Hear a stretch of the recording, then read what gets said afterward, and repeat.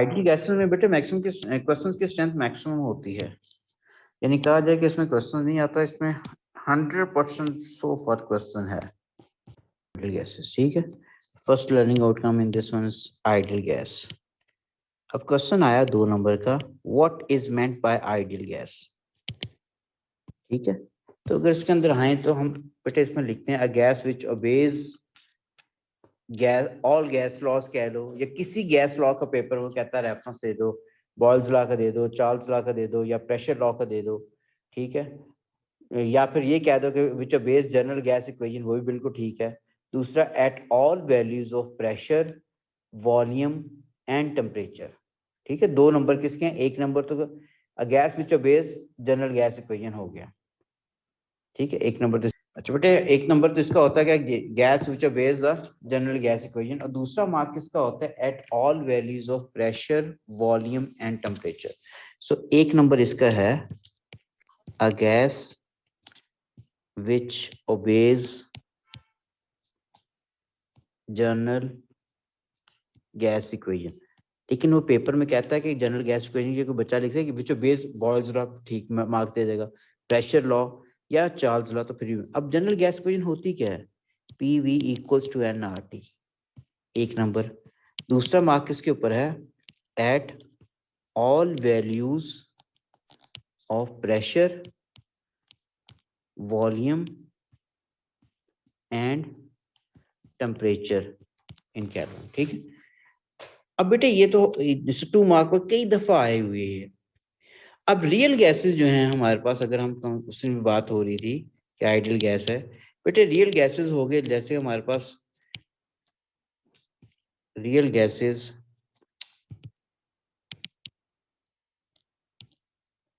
जैसे कि हमारे पास बेटे कार्बन मोनोऑक्साइड होगी, कार्बन डाइऑक्साइड होगी, ऑक्सीजन होगी, नाइट्रोजन होगी, एक्सेट्रा एक्सेट्रा, क्लोरीन होगी, ब्रोमीन, ब्ला ब्ला। ये भी बिहेव आइडियल गैस की तरह बिहेव करते हैं at low pressure and high temperature. ठीक है, behave like an ideal gas at low pressure and high temperature.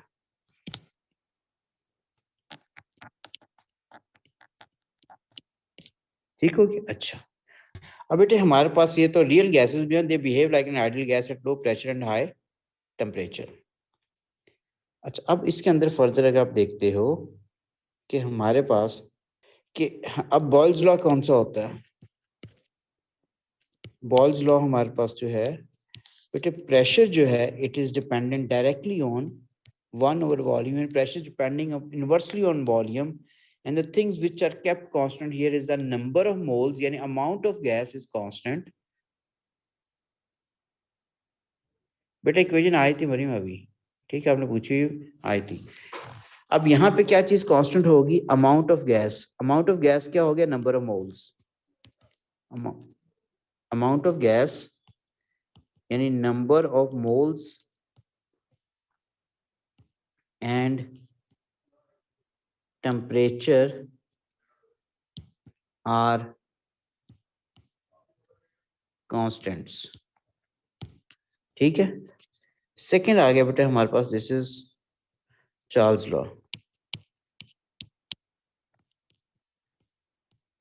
अब चार्ल्स लॉ हमें क्या कहता है कि वॉल्यूम जो है it is depending directly on temperature.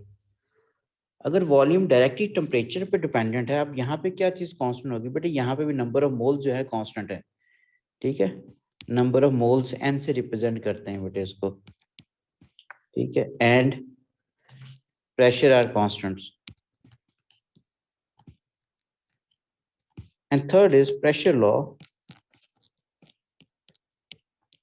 And what pressure law is, pressure जो है it is dependent directly on thermodynamic temperature. अब यहाँ पे भी number of moles which is represented with N and volume are constants. ठीक है, now if we combine all these gas laws, इन सारों को कंबाइन करूं बेटे, कंबाइनिंग ऑल अबव लॉस, तो हम लिख सकते हैं P V is dependent directly on T. ठीक है, P V is directly dependent on T. अब इसके अंदर फर्दर अगर आप देखते हो कि हमारे पास, हम फर्दर अगर लिख दें या फिर और डायरेक्टली करूं, पी वी ओवर टी जो है, पी वी ओवर टी जो है, this is equal to constant.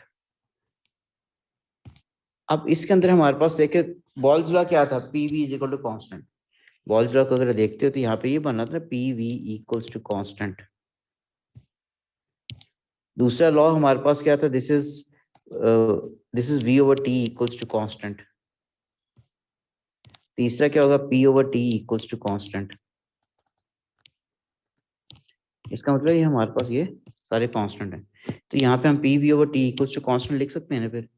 अब इसमें देखेंगे बॉल्स लॉ कहाँ है, अगर बेटा मैं टी को यहाँ से सॉरी टी को अगर मैं टी को यहाँ से डिस्प्लेस कर दिया मैंने, ये लो P V equal to constant, अब कौन सा लिखा है, पहला बॉल्स लॉ लिखा हुआ है। अच्छा, अब इसकी जगह मैं अगर पी को यहाँ से डिस्प्लेस कर दूं, वी ओवर टी लिखा हुआ है, ये कौन सा लिखा हुआ है, चार्ल्स लॉ लिखा हुआ है। अब तीसरा प्रेशर लॉ में भी अगर वी को डिस्प्लेस कर दिया, P over T equals to constant क्या हो गया, ये हो गया। अब सारों को कंबाइन किया तो P V over T equals to constant हो गया। ठीक है। अच्छा, अब बेटे हमारे पास ये तो, अब ये कांस्टेंट कांस्टेंट है तो कांस्टेंट किसके बराबर होगा, अब कौन सी चीज कांस्टेंट रहेगी सारों में, जो चीज कॉमन थी, क्या कॉमन था, amount of gas. Amount of gas क्या, नंबर ऑफ मोल्स कांस्टेंट थे। ठीक है ना, तो हमारे पास the value of constant is, ठीक है, 8.31 joule per mole per kelvin for 1 mole of an ideal gas, 1 mole of a gas, and is called molar gas constant. Molar gas constant. अच्छा, अगर मोलर गैस कांस्टेंट है, मैं लिखता हूँ P V M over T is equal to R, मैंने ये लिखा ना, एक मोल। अब वी एम क्या है, एक मोल का जो वॉल्यूम होगा, ठीक है, volume of 1 mole of a gas जो है वो हमारे पास वी एम है। अब यहाँ पे हमारे पास volume of 1 mole of a gas, ये हमारे पास क्या वीएम है। वॉल्यूम ऑफ एन मोल्स किसके बराबर हो जाएगा, वो कैपिटल वी लिख लिया, ये ठीक है। अब इसका मतलब हमारे पास टोटल वॉल्यूम किसके बराबर है, this is equal to number of moles times volume of gas occupied in 1 mole. Now if I make Vm as subject here, this further be equal to total volume over number of moles. Now if you put this expression in this one, ठीक है, तो हमारे पास अब equation क्या बन जाएगी, P over T तो ऐसा था बेटे, फर्दर वी एम की जगह we can write V over n equals to R. ठीक है, फर्दर अगर करते हो तो ये किसके बराबर हो गया हमारे पास, P V equals to N R T, यही जनरल गैस इक्वेशन थी। अब माइंड में अगर आएगा सर ये प्रूफ है, बेटे प्रूफ इसने कभी भी नहीं पूछेगा, नहीं है। ठीक है, करवाया क्यों है, क्योंकि चीज पता होनी चाहिए सारी, लेकिन ना उसने स्टेटमेंट बॉल्जला की पूछनी, ना बॉल्जला की पूछनी, ना चार्ल्स लॉ की, लेकिन ये हमारा पीवी एनआरटी हमारे न्यूमेरिकल्स में बहुत ज्यादा यूज होनी है। एन क्या, नंबर ऑफ मोल्स है। अच्छा, लेकिन इसकी एप्लीकेशन सारी सिलेबस में बनती है। इसकी बेटे एक और फॉर्म है, हम ये आगे जो करा रहे हैं इसलिए ये बिल्कुल है। ठीक है, सेकंड फॉर्म क्या बनेगी इसकी, एन क्या था, नंबर ऑफ मोल से। अब हमने पढ़ा होता है कि नंबर ऑफ पार्टिकल्स, आइंस या मॉलिक्यूल्स इन 1 मोल जो होते हैं, इसको आप क्या कहते हो, एवोगाड्रो नंबर कहते हो, AVO, GADRO। एवोगाड्रो नंबर, ठीक है, जिसको हम किससे रिप्रेजेंट, एन ए से, या हमें डेटा पेज पे इसकी वैल्यू गिवन भी होती है 6.02 टाइम्स 10⁻23। अब number of particles in n moles किसके बराबर हो जाएंगे, वो मैंने कैपिटल एन ले लिया। इसका मतलब कैपिटल एन किसके बराबर है, this is equal to number of particles in n moles times number of particles in one mole, ठीक है ना। टोटल नंबर ऑफ पार्टिकल क्या होता है, number of moles times number of particle in one मोल। बेटे अगर मैं स्मॉल एन को सब्जेक्ट बनाऊं तो एन ओवर एन ए होगा। What is n? Avogadro number having a value of 6.02 times 10⁻23, and this n is representing the number of particles in n moles. अब ये वाली वैल्यू है हमारे पास जो आई है, ये आप ऊपर पुट कर दो इसके अंदर। अगर इसके अंदर पुट करते हो तो अब हमारे पास क्या चीज बन जाएगी,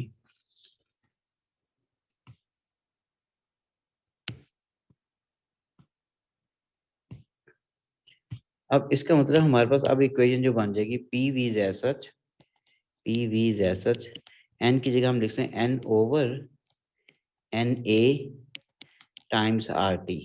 जरा रीअरेंज कर दो बेटे, P V is as such, capital N भी एज सच लिख लिया, we can write R over N A, T हो गया, मोस्ट इंपॉर्टेंट थिंग। फर्दर लिख सकते हैं P V equals to n capital N फिर के फिर ये टी, बिल्कुल है सिलेबस में, ठीक है। अच्छा अब इसके अंदर मैंने के किसके बराबर आ रहा है, के आ रहा है आर ओवर एन ए के, ठीक है। के को हम के किसके बराबर, we call it Boltzmann constant, Boltzmann's constant किसके बराबर है, this is R over N A. R क्या है, मोलर गैस कांस्टेंट, वैल्यू कितनी होती है 8.31 joule per mole per kelvin हमें गिवन होती है। एन ए क्या है, एवोगाड्रो नंबर वैल्यू 6.02 टाइम्स 10⁻23, ये भी गिवन होती है। तो यहाँ से के की वैल्यू पुट करोगे तो सिस्टम इंटरनेशनल में इसकी वैल्यू जो आती है दिस इज 1.3, ये भी गिवन होती है टाइम्स 10⁻³ या टाइम्स -23 शायद होती है, joule per mole per kelvin, ठीक है। अच्छा अब इसके अंदर हमारे पास सपोज क्वेश्चन एक आध करते हैं, कहता है कि हमारे पास एक आइडियल गैस है रूम टेम्परेचर पे, ठीक है, यानी कहता है कि calculate volume of 1 mole of an ideal gas at room temperature, room temperature Pakistan में बेटे हम 25 लेते हैं, ब्रिटेन में 20, मैं लिख भी रहा हूँ इसलिए ताकि एम्बिग्यूटी ना रहे, एंड प्रेशर। अब प्रेशर की वैल्यू भी हमें 1.05 होती है, लेकिन वहां पे पेपर में जो आई हुई थी मैं वो लिख रहा हूँ, ये इसमें दी हुई है, ये दी हुई इस तरह। अब हमने वॉल्यूम निकालना है बेटे कितना बनता है, केमिस्ट्री वाले बच्चों को बड़े अच्छे तरीके से कर लेते हो, ठीक है। अच्छा अब बेटे हमारे पास ये, अगर मैं इसको करूँ तो फॉर्मूला हमने डायरेक्ट अप्लाई करना है, P V is equal to N R T. मैंने क्या निकालना है, वॉल्यूम, वी की वैल्यू निकालनी है। प्रेशर की वैल्यू कितनी है 1.013 टाइम्स 10⁻⁵, वॉल्यूम मैंने डिटरमिन करना है, एन कितना है 1 मोल, तो this is 1, value of R is given to us on data page 8.31, and what temperature is 25 degree centigrade. So if you are applying this gas laws, it means we must have to change this time into thermodynamic scale, which is theoretical scale, and which is based upon even PV equal to nRT equation जो है that triple point of water के बाद जो पढ़ा था, ठीक है। तो हमारे पास इस 20 डिग्री सेल्सियस को हम चेंज करेंगे into kelvin, and to change temperature which is given in centigrade to kelvin we have to add 273.15. It is not necessary to add 0.15 here in such questions, इस पे मार्क डिडक्ट नहीं करता, लेकिन basically अगर उसने कहा होगा ना कि टेम्परेचर सेंटीग्रेड में यू कन्वर्ट करें इसको केल्विन में, तो फिर इस रिलेशनशिप का मार्क होता है, फिर 0.15 आपने लाजमी लिखना है। अब बेटे इसको आप सॉल्व करते हो फर्दर, तो जो भी आंसर आ जाएगा वो आप लिख दोगे, ठीक है। जो भी आंसर बेटे आ जाएगा आपके पास वो आप लिख देना मीटर क्यूब के अंदर। ठीक, सिमिलरली फर्दर जो आपके पास आ सकता है एक और क्वेश्चन ट्रेनिंग के ऊपर है। अच्छा बेटे अभी कहता है कि हमारे पास सपोज एक गाड़ी का ये टायर है,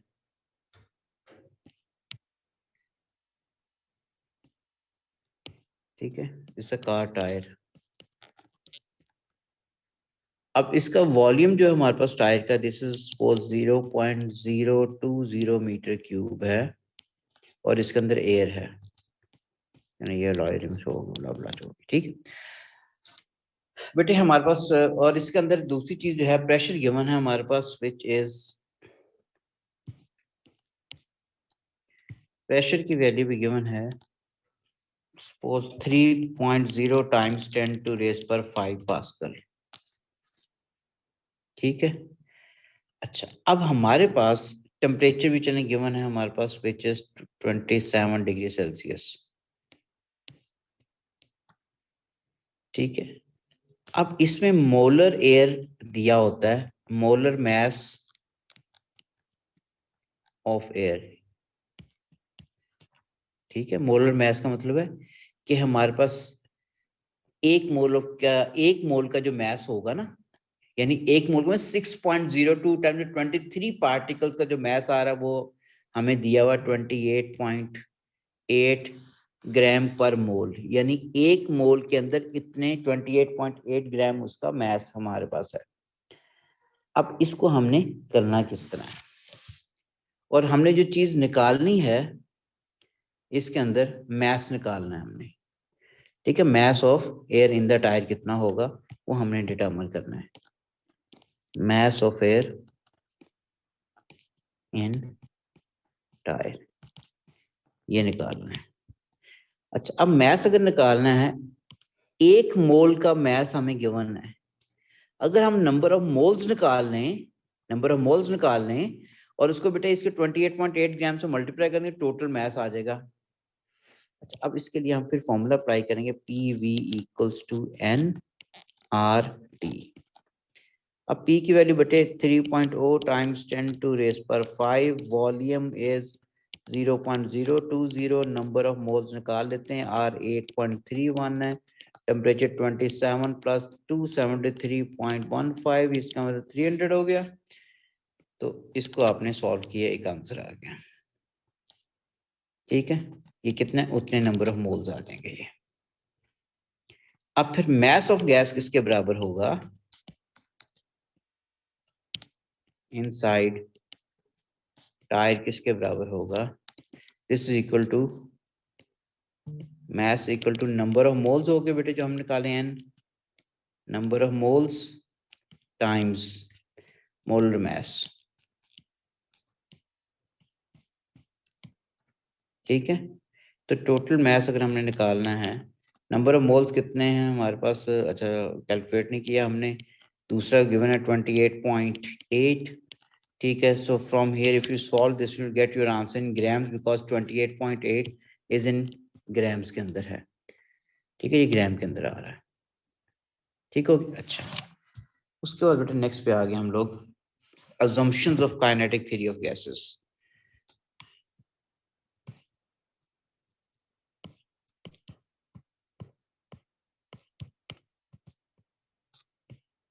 of kinetic theory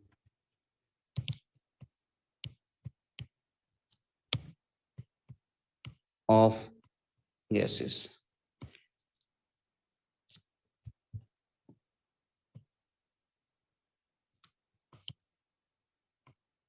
अच्छा बेटे अब हमारे पास इसके अंदर पहले चीज है a gas consist of large number of atoms molecules या पार्टिकल्स, ठीक है। अ गैस बाद में सारी अप्लाई भी होनी है एक जगह पे, कंसिस्ट ऑफ या contains a large number of particles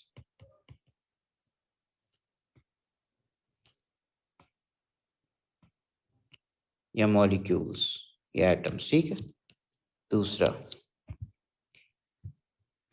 बेटे, अब वो गैस के पार्टिकल, दूसरा किसके ऊपर, उसके पार्टिकल्स की मोशन के ऊपर है। काइनेटिक थ्योरी पढ़ रहे हो ना, अरेंजमेंट नहीं कि सोचते हैं कि पार्टिकल अरेंज किस तरह, रिजिडली पैक्ड है, ब्ला ब्ला, ये दूर, वो चीज नहीं फोकस कर रहे हैं हम, काइनेटिक थ्योरी पे फोकस कर रहे हैं कि गैस पार्टिकल जो हैं they are moving randomly through out the available space without any delay, ठीक है ना। तो हमारे पास particles follow perpetual PRPETUAL random motion. अच्छा, परपेचुअल किसको कहते हैं? कॉन्टिन्यूस विदाउट एनी डिले, खुद ब खुद ही चल रहे हैं, हम तो नहीं चला रहे ना।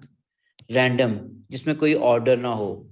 We cannot predict which particle will move and at what time and in which direction it will move, ठीक है ना।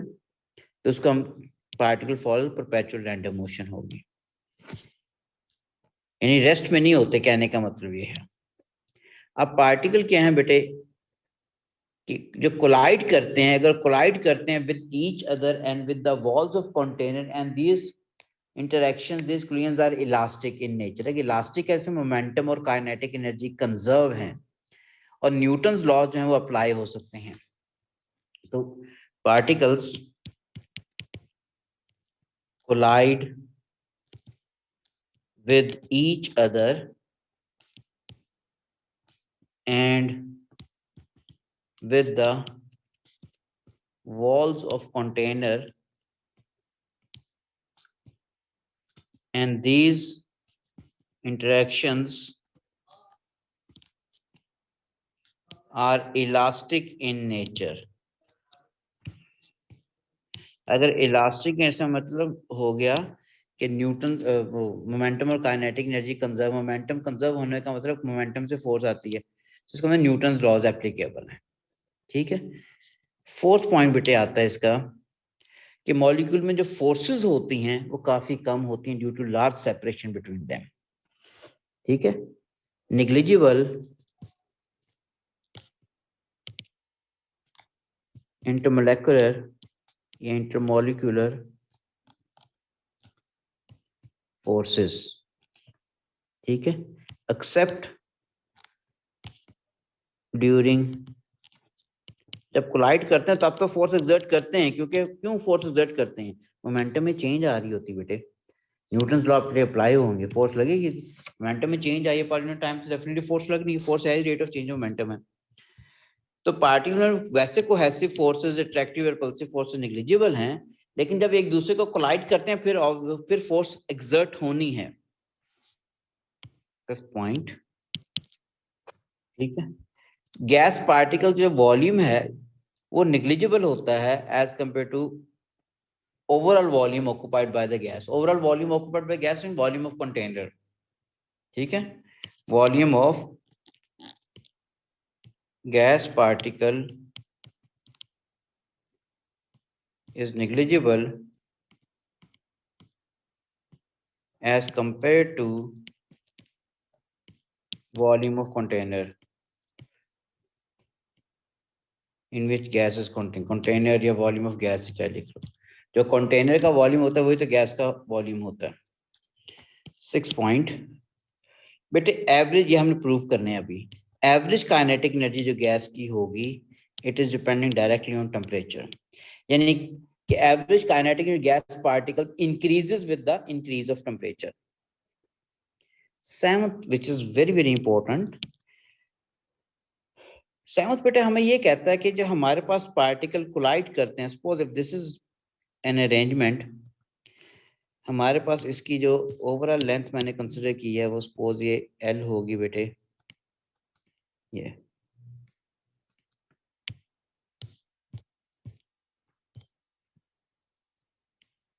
एल है। अगर एक गैस पार्टिकल यही है, ठीक है बेटे, हिट करता है, मैस इसका m है, इस डायरेक्शन में मूव करता है विद वेलोसिटी vx, हिट करता है और हिट करके बाउंस बैक हो जाता है, ठीक है। वेलोसिटी क्या होगी -vx, ठीक है।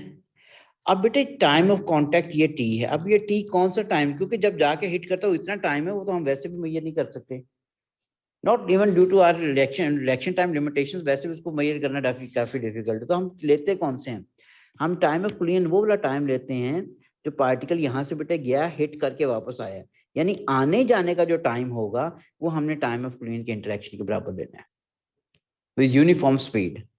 यानी time of collision with a wall is equal to time to travel a distance of 2l means ये विद यूनिफॉर्म वेलोसिटी, ठीक है। यानी time of the time of collision with a wall is equal to the time to travel a distance of 2l with uniform speed या velocity। Uniform speed नहीं, velocity नहीं होगी बेटा, change हो जाए, स्पीड ही होगी, ठीक है। यानी मैं ये बात कर रहा हूँ बेटा, स्पीड का फॉर्मूला क्या है, this is distance over time. If I से यूनिफॉर्म स्पीड, वेलोसिटी नहीं कहेंगे क्योंकि डायरेक्शन चेंज होगी, स्पीड बेटा v होगी। आने और जाने का टाइम क्या हो गया, l प्लस एल, टाइम क्या होगा t, तो t किसके बराबर हो गया, this is 2l over v हो गया, ये हमारे पास है, ठीक हो गया। अब बेटे नेक्स्ट टॉपिक आ गया, pressure of an ideal gas, one of the very very important topics, ठीक है। इस दफा इवन 22 के पेपर में है भी उसका था, ओके। अब बेटे इन्हीं को हमने अप्लाई करके प्रूव करनी equation of an ideal gas which is PV equals to P is equal 1/3 nmc square होते हैं। अब नेक्स्ट लर्निंग आउटकम आ गई pressure of an ideal gas, ये इंपॉर्टेंट है। फिर pressure of an ideal gas, in other words this is proof of P equals to 1/3V nmc square। अब बेटे इसके ना एक एक चीज जो है ना थोड़ा पता सिंपल पास को आइडेंटिफाई करने के लिए भी कह देता है यार।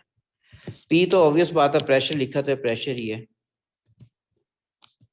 ऑफ गैस पार्टिकल्स, पार्टिकल का वर्ड लिख लो, मॉलिक्यूल लिख लो, ठीक है। V क्या, वॉल्यूम ऑफ गैस। अब वॉल्यूम ऑफ गैस कौन सा होता है, वॉल्यूम ऑफ कंटेनर, और यहाँ कंटेनर हम ये क्यूब ले लेंगे। कैपिटल N क्या है, small n number of moles को रिप्रेजेंट करता है, capital N number of particles या नंबर ऑफ मॉलिक्यूल्स को रिप्रेजेंट करता है, नंबर ऑफ पार्टिकल्स। M क्या है, मास ऑफ सिंगल पार्टिकल, और हमारे पास C क्या है, C स्पीड के लिए यूज करते हैं बेटे, speed of gas particle. C का स्क्वायर है तो मैं लिख सकता हूँ स्क्वायर स्पीड होगी।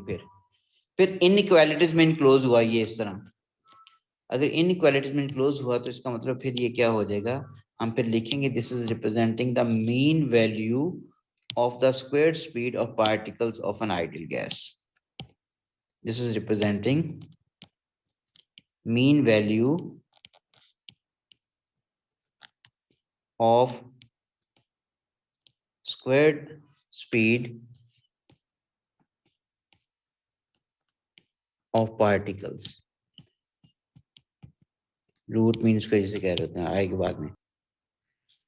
अच्छा बेटे हमारे पास अब मैंने एक क्यूब कंसिडर किया, ठीक है, एक क्यूब कंसिडर किया बेटे, हमारे पास इसकी लेंथ हमारे पास L आ गई। अब ये 3D के अंदर डायग्राम बनी हुई है, ठीक है। अब एक पार्टिकल एक मॉलिक्यूल है जिसका मास m है, it is moving along x axis with velocity vx। v थोड़ा इटैलिक करके लिख रहा हूँ ताकि वॉल्यूम v जो है उससे हो सके। ऑल द स्पीड का v जो होता है, वेलोसिटी का v स्मॉल में होता है, वॉल्यूम का कैपिटल में होता है। बस का समझ नहीं आ रहा, थोड़ा सा टैली करके लिखा हुआ है ताकि समझ आ सके। बेटे ये साइड को हिट करता है, हिट करके इट बाउंसेस बैक। ठीक है, अब हमने इलास्टिक कोलिजन होती है, और इलास्टिक कोलिजन के केसेस हमने अच्छा अभी पढ़ने हैं, हम यहाँ पढ़े हुए हैं वो लेवल्स के, सॉरी एएस के अंदर। बेटे एक लाइट ऑब्जेक्ट जब एक मैसिव ऑब्जेक्ट को हिट करती है इलास्टिक कोलिजन में, तो massive object keep it state of rest and light object bounces back with the same initial speed at 180 degree. ठीक है, तो वही ये मैस एम था, बाउंस बैक हुई, ये अपनी जगह पे रहती है, keep it state of rest. तो वही हमारे पास यहाँ पे मैंने रिप्रेजेंट किया हुआ है कि यहाँ पे पार्टिकल कंसिडर किया, ठीक है, जो कि मूव कर रहा है राइट साइड पे, मैस इसका मैं हिट करके वो वापस आ रहा है। अब यहाँ पे हम इसका इनिशियल और फाइनल मोमेंटम देखना है। हम मोमेंटम क्यों निकाल रहे हैं बेटे? हमने निकालना है क्या? प्रेशर। अब थोड़ा सा जल्दी से प्रेशर निकालना है। प्रेशर किसके बराबर होता है? F/A के। ठीक है, अब बेटे फोर्स किसके बराबर होती है? Force rate of change of momentum के। तो इसका मतलब पहले हम मोमेंटम निकालेंगे, वहां से फोर्स आएगी, फोर्स से प्रेशर आएगा। अब ये एक पार्टिकल का प्रेशर आएगा, फिर उसको हमने 3D पे लेके जाना है, 3 डायमेंशन में। फिर उनकी एवरेज लेनी है हमने। तो ये 3-4 चीजें आज, क्योंकि क्यों ले रहे हैं एवरेज? क्योंकि देखो मीन आया था यहाँ पे, इसमें एवरेज भी आएगी। तो बेटे पहले एक्सिस में देखूं यार, हमारे पास इनिशियल प्रेशर, इनिशियल मोमेंटम कितना उस एक मॉलिक्यूल का, ये एक पार्टिकल का which is moving towards right side, this is m vx। Final momentum किसके बराबर हो जाएगा? This is m minus vx। Why? Because opposite direction में गया है। ठीक है, and if you calculate, if you get the change of momentum, why change of momentum? Because we need to get the force, and we define force the rate of change of momentum या change of momentum per unit time। तो ये क्या होगा? Final momentum minus initial momentum, so it becomes negative 2mvx। ठीक है, अच्छा यहां तक हो गया बेटे। अभी तो हमने क्या निकाला है? डेल्टा पी निकाला ना।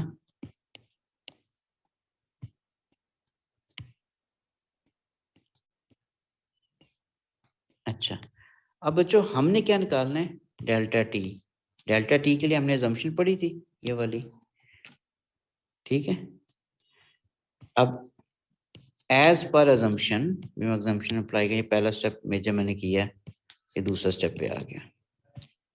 As per as per assumption बेटे हमारे पास, हम पढ़ चुके हैं कि डेल्टा टी किसके बराबर होगा? दिस इज 2L/Vx के बराबर होगा। ठीक है, अगर उसके बराबर है, सो फोर्स किसके बराबर है? Force is rate of change of momentum, and this is minus 2mvx over delta t is 2L/Vx। ये 2 से कैंसिल आउट हो रहा है। इसको अगर आप फर्दर करते हो तो क्या हो जाएगा? This is minus m vx का स्क्वायर ओवर l हो गया। ठीक है, अच्छा अब फर्दर अगर करते हो, ये तो बेटा आ गया हमारे पास फोर्स। अब माइनस साइन इंडिकेट कर रहा है। माइनस साइन क्या इंडिकेट कर रहा है? क्योंकि इलास्टिक फ्लूइड थे, न्यूटन्स लॉज एप्लीकेबल थे, इसका मतलब इस पार्टिकल जो फोर्स अप्लाई की है वो पॉजिटिव में है। तो ये जो हमारे पास दीवार ने फोर्स अप्लाई की इस पे towards left side, that is negative. ठीक है, तो नेगेटिव साइन ये इंडिकेट कर रहा है force is exerted by the right hand side of the container on the particle. ठीक है, नेगेटिव साइन क्या शो कर रहा है? shows that force is exerted by right side of container on particle। So by Newton's third law,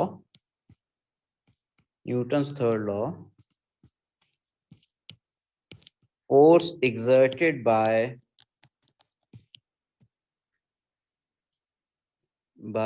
particle on right side wall of cube is positive. अगर positive था force positive होगी, delta हमने लिख लिया M V X का square over L. ठीक हो गया। चलो बेटे हमने फोर्स निकाली यहाँ पे। अगर फोर्स हम क्या निकाल रहे हैं, हम तो प्रेशर निकाले, इसका मतलब हमने पहले क्या किया, ये निकाला, फिर ये पुट किया, ये आ गई, ये आगे आप प्रेशर निकालना है। अब प्रेशर के लिए इस साइड पे हिट किया तो एरिया का आएगा, इसका आएगा, क्योंकि क्यूब लिया, अगर ये लेंथ एल है, ये भी लेंथ एल है, ये भी लेंथ क्या होगी, एल होगी। तो हमारे पास प्रेशर का फॉर्मूला क्या हो गया, P is equal to F over A and force here is, ये खालिद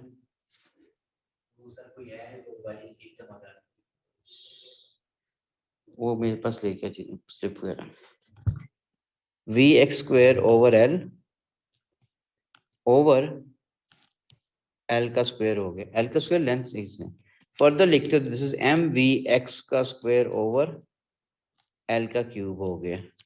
अब एल का क्यूब किसके बराबर है बेटे, ये हो गया वॉल्यूम, ये वॉल्यूम कैपिटल वी हो गया। ठीक हो गया। अच्छा ये किसका आया, एक मॉलिक्यूल का। अब गैस में तो एक मॉलिक्यूल नहीं होता, पहली अजम्पशन ही आपने ये पढ़ी है, gas consist of large number of molecules, large number of particles. अब टोटल प्रेशर देखिए हम सारे मॉलिक्यूल्स का, सारे पार्टिकल्स, तो हम क्या करेंगे, ऐड अप कर देंगे। ठीक है। So total pressure due to all molecules, ठीक है, मूविंग along x direction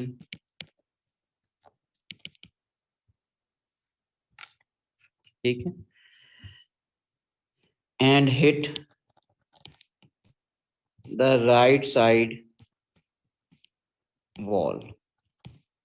अब एक पार्टिकल तो है नहीं, मैथ सारों का ये था, स्पीड बेटे डिफरेंट हो सकती है पर क्योंकि रैंडम मोशन होती है ना, जिसमें किसी की स्पीड थोड़ी ज्यादा हो सकती है, किसी की कम भी हो सकती है, किसी की थोड़ी सी डायरेक्शन चेंज हो सकती है हल्की सी, तो जो हल्की सी डायरेक्शन है, ज्यादा डायरेक्शन चेंज होगी, एक्स एक्सिस में भी मूव नहीं करेगा वो, तो सारी चीजें बेटे देखनी है।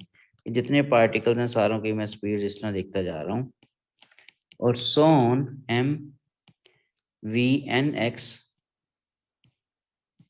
स्क्वायर ओवर वी हो गया। अब इसको अगर फर्दर लिखते हो, P is equal to M over V, further किसके बराबर हो जाएगा, V1 एक्स का स्क्वायर प्लस V2 एक्स का स्क्वायर प्लस V3 एक्स का square, so on Vn X का स्क्वायर। अब पूरा प्रूफ बेटा इस तरह नहीं आता, स्टेप वाइज में बाद में क्वेश्चन भी कराता हूँ जो 22 के 21 के अंदर आया हुआ। अब बेटे मैंने क्या करना है, मैंने एवरेज लेनी है। एवरेज लेने के लिए मैंने क्या करूंगा, मैं इसको मल्टीप्लाई भी कर दूंगा, डिवाइड भी कर दूंगा एन से, which is representing number of particles. ठीक है, तो मैंने यही चीज है थी, मैंने कोई चेंज में कॉपी पेस्ट कर दिया बेटे, मैंने एन से मल्टीप्लाई कर दिया, एन से डिवाइड भी कर दी। एन से डिवाइड क्यों कर रहा हूँ, ताकि एवरेज फैक्टर आ जाए, एवरेज आ जाए। मैथमेटिकली इक्वेशन में कोई फर्क नहीं, कैंसिल हो वही चीज बनेगी ऊपर वाली। तो फर्दर हमने इसको किया तो फिर क्या हो जाएगा, P is equal to n M over V हो गया, और ये फिर किसके बराबर हो गया, दिस इज वी एक्स का स्क्वायर हो गया। मीन, ये इनइक्वालिटी मीन के लिए यूज करते हैं। ठीक है, कुछ उस फॉर्मेट आ गया ना हमारे पास, ये फॉर्मेट था, एन भी आ गया, एम भी आ गया, वी भी आ गया, अब ये और ये आ गया, थ्री लाने हमने। अच्छा, अब हमारे पास गैस पार्टिकल तो रैंडम मूव करते हैं through out the available space. ठीक है, नेक्स्ट जो आ गया, but gas particles move randomly throughout the space या क्यूब। अच्छा, तो उस केस में क्या होगा, यानी कि अगर मैं इसको रिप्रेजेंट करूं रैंडम मोशन, अगर 3D देखें, 3D के अंदर कुछ ये चीज होती है बेटे, जिसमें flame is left hand rule नहीं होता, ये एक्स एक्सिस है, वाई एक्सिस है, जी एक्सिस है, तीनों में 90 डिग्री एंगल होता है। कॉर्नर देख लो किसी रूम का या छत का। बेटे अगर हमारे पास वो मूव कर रहा है इस एक्सिस, इस प्लेन के अंदर, एक्स और वाई एक्सिस के अंदर, तो मैं अगर इसी को कंप्लीट करूं, क्योंकि वेलोसिटी की कंसीडर किया हुआ हमने, तो ये कुछ चीज बन रही बेटे, ये। अब इनका रिजल्टेंट क्या आ गया? Resultant is this one. Parallelogram को कंप्लीट किया ना, किसके बराबर होगा? वी एक्स का स्क्वायर प्लस वी वाई का square with radical notation on it. अब इसका मतलब है एक तो इक्वेशन बेटे हमारे पास ये वाली होगी, इक्वेशन, और ये क्या कहना चाहिए यार इसको, ये। और दूसरी हमारे पास जो आ रही है जी एक्सिस आ रहा है ये वाला। अब अगर इन दो प्लेन्स का अगर रिजल्टेंट लेता हूं तो हमारे पास डायग्राम क्या बन जाएगी? ये वाली बन गई, ठीक है। इनका रिजल्टेंट किसके बराबर आ जाएगा? ये हो गया। इसको मैंने रिप्रेजेंट कर लिया सी का, सी का स्क्वायर लिख लिया।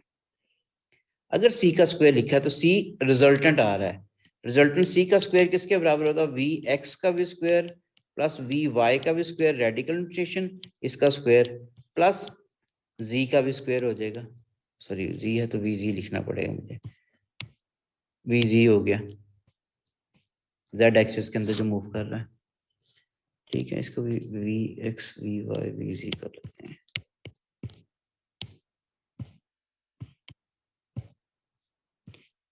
This is V X V Y V Z, okay. अब ये चीज होगी। अब ओवरऑल फिर अगर इसको देखते हो बेटा, ये स्क्वायर टर्म है, इस रेडिकल साइन कैंसिल हो जाएगा, तो हमारे पास इक्वेशन फर्दर बन जाएगी सी का square equals to V X का स्क्वायर प्लस वी वाई का स्क्वायर प्लस वी जेड का स्क्वायर। 3D आ गया ना? अच्छा, अब इसको हम इन अदर वर्ड्स ये भी लिख सकते हैं, ये डायरेक्ट लिख रहा हूँ, ये बड़ी रिग्रेस डेरिवेशन चाहिए होती है इसके लिए, नहीं है तो नहीं भी लिख रहा मैं, इसलिए प्रिंसिपल स्टेप्स को याद करना जरा ज्यादा इंपॉर्टेंट है, ठीक है। ये हो गया बेटे, ये लेट के मेरे पास एक इक्वेशन बन गई, सेकंड इक्वेशन। अब लास्ट चीज पे हम लोग बेटे, हमारे पास क्योंकि हमने क्या किया, टेम्परेचर कांस्टेंट तो एवरेज काइनेटिक एनर्जी कांस्टेंट होगी, एवरेज काइनेटिक एनर्जी कांस्टेंट, इसका मतलब टेम्परेचर भी क्या होगा? वो कांस्टेंट होगा, ठीक है। तो हमारे पास इफ टेम्परेचर इज कांस्टेंट है गैस का, टेम्परेचर कांस्टेंट, तो एवरेज काइनेटिक एनर्जी क्या होगी? कांस्टेंट होगी। एवरेज काइनेटिक एनर्जी क्या होता है? Half M V square. इसका मतलब सो मीन स्क्वायर स्पीड जो होगी हमारे पास पार्टिकल्स की, वो भी क्या होगी? सेम होगी एट ऑल डायरेक्शन, ठीक है।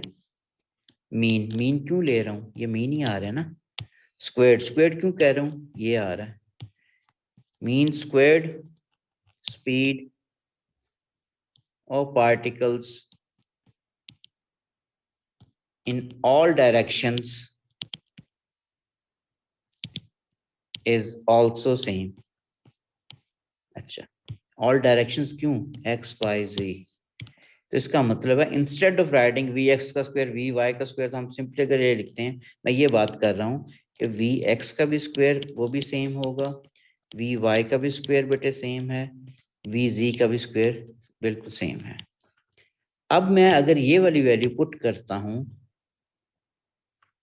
ऊपर सेकंड इक्वेशन के अंदर,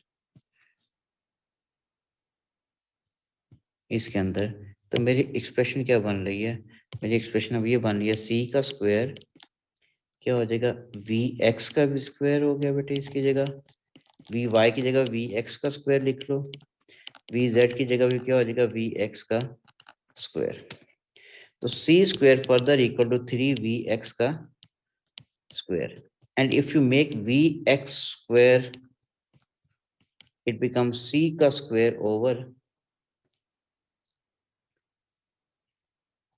इनइक्वालिटी भूल गया था मैं, सी का square over 3।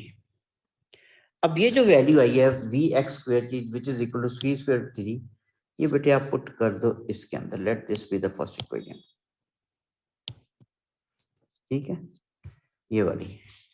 Therefore equation 1 becomes as P equals to nm over v, nm over v, आगे क्या है बेटे, इस v x का स्क्वायर, तो instead of this v x square we can put this one which is c का square with inequality over 3। Proof हो गया। अच्छा अच्छा, अब एक और चीज, n क्या है, नंबर ऑफ पार्टिकल्स, m क्या है, मास ऑफ सिंगल पार्टिकल, तो ये क्या हो गया, टोटल मास हो गया गैस का। नीचे क्या आ रहा है, वॉल्यूम, तो क्या है टोटल मास और वॉल्यूम, ठीक है। तो ये किसके बराबर डेंसिटी होगी, एन एम ओवर वी, किसके बराबर होगा, रो, रो क्या है, डेंसिटी। तो इसका मतलब हम फिर पुट करते हैं P इज इक्वल टू, ये क्या हो गया, रो ओवर 3 C का स्क्वायर, ये भी रिलेशनशिप है।